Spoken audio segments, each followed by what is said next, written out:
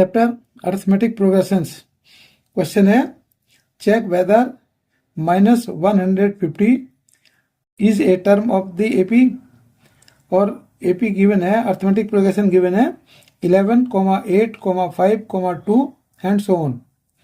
Solution -150 will be a term of the AP if the number of term is a natural number। अब हम ये मान के चलेंगे कि -150 इसका एक टर्म है। अब हम उस टर्म की n की वैल्यू निकालेंगे। यदि n की वैल्यू नेचुरल नंबर है तब इसका ये टर्म, तब इस सीरीज का टर्म -150 होगा, अदरवाइज नहीं होगा। तो यहाँ a, first term a is equal to 11 है। d common difference, d common difference है फर्स्ट सेकंड टर्म से, फर्स्ट टर्म माइनस कर रहे हैं, यानी कि 8 - 11 is equal to -3। an nth term की वैल्यू है -150।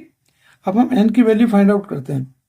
अब हमें we know the formula an nth term is equal to होता है a plus n - 1 into D.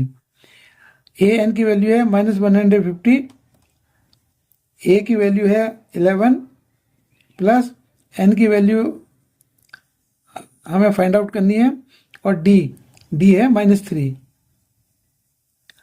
तो ये आया हमारा,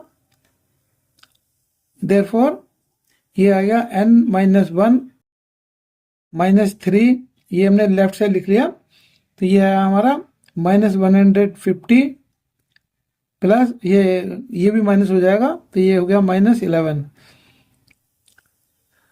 और n - 1 इज इक्वल टू ये भी माइनस है, ये भी माइनस है, तो ये आ गया हमारा -161, और ये माइनस से डिवाइड कर देंगे तो माइनस माइनस कैंसिल हो गया, यानी कि n - 1 इज इक्वल टू 161/3, और n is equal to 161/3 plus 1।